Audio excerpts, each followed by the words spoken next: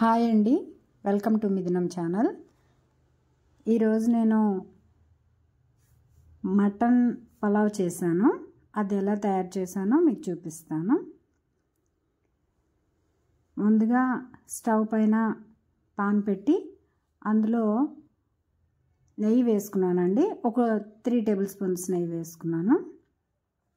నెయ్యి బాగా కాగిన తర్వాత అందులో 3 ఆనియన్స్, పెద్ద ఆనియన్స్ మీడియం సైజులో కట్ చేశాను. అవి వేసి వేయించుకుంటున్నానండి.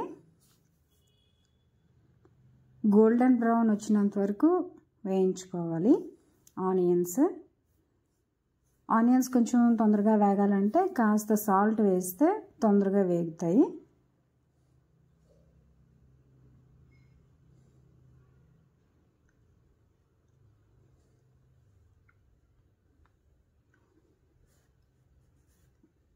ఇవి బాగా వేగాయండి. ఇందులో 8 పచ్చిమిర్చి నిలువుగా చీల్చి వేసానండి. పలావ్కి నిలువుగానే ఉంటేనే బాగుంటుంది. అందులో 1/2 టీ స్పూన్ పసుపు వేసాను, కొంచెం కలర్ రావడానికి. అది కూడా బాగా ఫ్రై చేయాలండి, పసుపు పచ్చివాసన పోతుంది. అందులోనే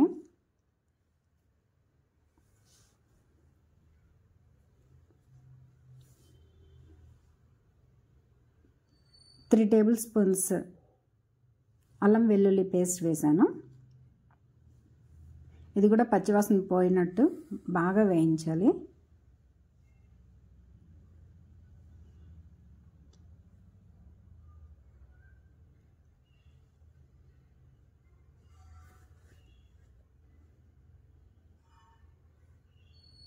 బాగా ఫ్రై అవ్వాలండి. ఇందులో గరం మసాలా పేస్ట్ కూడా వేసాను. యాలకులు, దాల్చిన చెక్క, లవంగాలు, గసగసాలు, చిన్న ఆనియన్ ఒకటి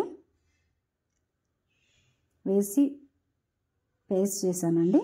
ఆ పేస్ట్ని ఒక 4 to 5 టేబుల్ స్పూన్స్ వరకు వేసాను. ఇది కూడా పచ్చివాసన పోయేటట్టుగా బాగా ఫ్రై చేయాలి.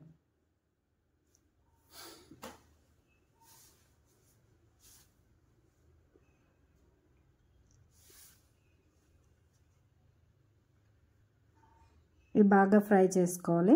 ఫ్రై అయిన తర్వాత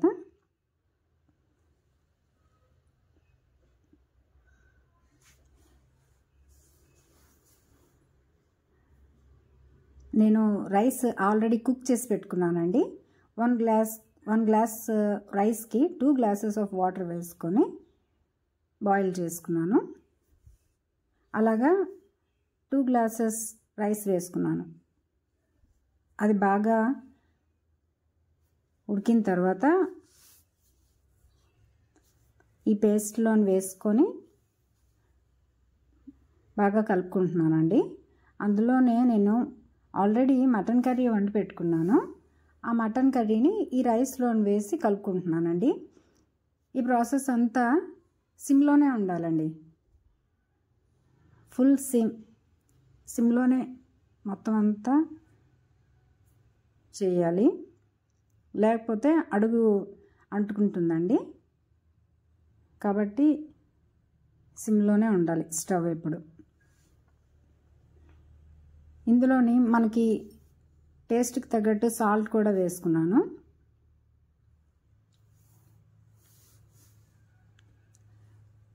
రైస్ కానీ కొంచెం స్టిక్కీగా అనిపిస్తే కాస్త ఆయిల్ వేసుకోండి, లేదు అంటే నెయ్యి వేసుకోండి. రైస్ కొంచెం బాగా ఫ్రై అయిన తర్వాత మటన్ పీసెస్ తీసుకొని వేసుకుంటున్నానండి అందులో. అది కూడా బాగా కలుపుకోవాలి.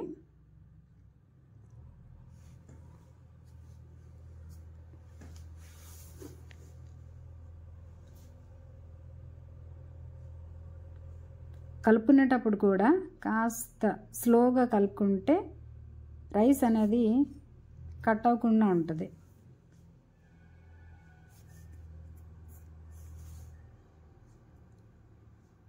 ఈ టైంలోనే సాల్ట్ అండ్ కారం మసాలా ఏమైనా సరిపోయిందా లేదా అనేది మీరు ఒకసారి చెక్ చేసుకుంటే సరిపడినట్టుగా చూసుకొని వేసుకుంటే సరిపోతుంది. ఈ ప్రాసెస్ అంతా సిమ్లోనే ఉండాలండి.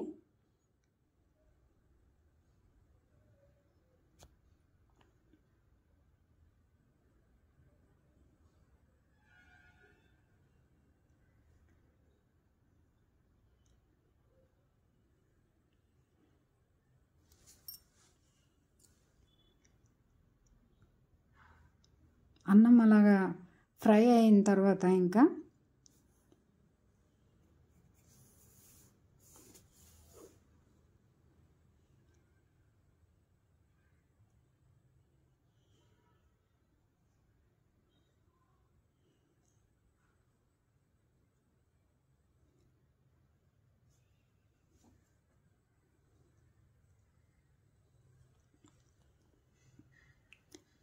వేయించిన జీడిపప్పులు వేసుకొని స్టవ్ ఆఫ్ చేసుకుంటే సరిపోతుంది.